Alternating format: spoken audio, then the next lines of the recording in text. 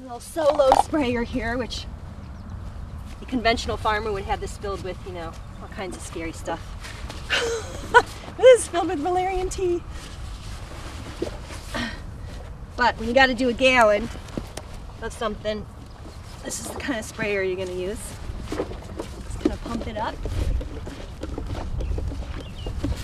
And spray it on the top.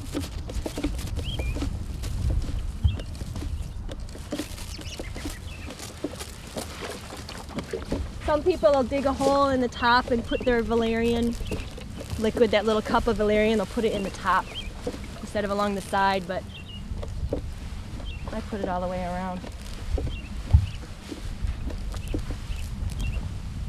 I guess when all of the scientists get really involved, they'll figure out where it's best to put what, right? Let us know. Getting back to the whole religion question, I just kind of thought of this. The reason that we are inoculating our compost piles today, which is great because you're out here today, is that we're in what's called a soil cycle on the calendar. And a lot of people see the biodynamic calendar as being kind of kooky, but the ancient Egyptians followed an agricultural calendar that is exactly the same as the biodynamic calendar. When Benjamin Franklin helped write the Farmer's Almanac, that is still in use today by many farmers, you'll see all of the calendars that are in there where you plant your carrots on a root day and you're picking your berries on a fruit day. There's biodynamic calendars throughout the Farmer's Almanac. We're simply getting back to the old way of farming. And every month there are flower days, soil days, fruit days, and we do all of our soil work here on soil days. And today, which is the 16th of April, it is the 16th, right? Is it? I can't remember. I looked on the calendar. It's the 17th, that's fine. It is a soil day. And we're probably a couple hours early because it starts in the middle of the day, and right now it's a little bit closer to midday. We just came out of a fruiting cycle and we're into a soil cycle. So we do all of our soil work and compost work on soil days. And then we try to pick our fruit on an ascending moon during a fruiting cycle if we can. It's more important on an ascending moon when a lot of the Earth's water is coming up into cover crops and plants and such. You know how when the moon is full you get the big tides. Well, it happens in the earth too, because water is not only in the ocean, it's in the earth, and so there's sort of a pressure that happens, and a lot of water will go up into plants, and of course water is the vehicle for nutrients, so the plant will tend to take up nutrients just involuntarily when the moon's getting a little full, and therefore your crops are kind of healthier because you're harvesting them in a time when there's a little bit more nutrients in them. But getting back to that spiritual, religion question, we follow a calendar as much as possible. A lot of people that don't understand that calendar think that, it's religious, but it's not. We're doing what we're told in the Farmer's Almanac, and we're farming the way that farmers farmed previous to the 1920s.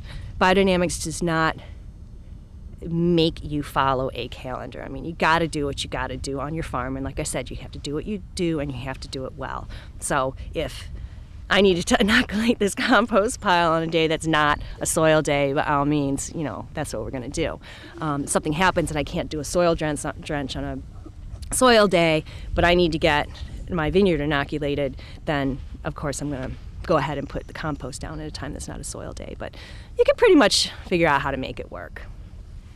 Something interesting about the preparations is that, the time when it was introduced to agriculture, when biodynamics was introduced to agriculture, it was in the 1920s, and they always just called the names of the preps by what they were, chamomile or dandelion or the oak bark. And when Hitler's regime hit Germany, because that's where a lot of biodynamics started,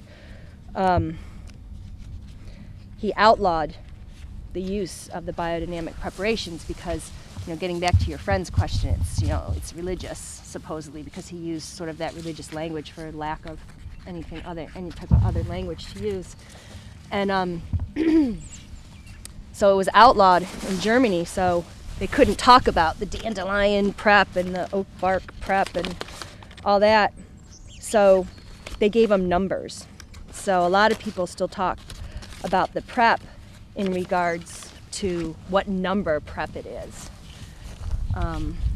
See, it's like, you know, I'm using the 501, I'm using the 502. I gotta get my key over here. So you hear the numbers, but you know, that's sort of a holdover from when farmers weren't allowed to use these preps, because Hitler thought that it was a little bit out of his control. He was a control freak, right? And so it's kind of funny. I mean, most people call the preps by their numbers. I'm probably one of the only farmers that just call them by their names. There's no reason to use the numbers anymore, because I'm pretty sure we're allowed to say nettle. We don't have any, you know, animals here. We don't have herds of cows and horses and all that to provide our manure for us. So my neighbor has a horse who's a pooping machine, I'll tell you. And so I go over and I get all of the horse manure from them, and they're very happy to give it to me, and I'm very happy to take it. So in a way, I've been able to sort of broaden the spectrum of just our little farm here and bring my neighbors into it, which is nice. So we're just kind of covering up the holes so that everything stays moist.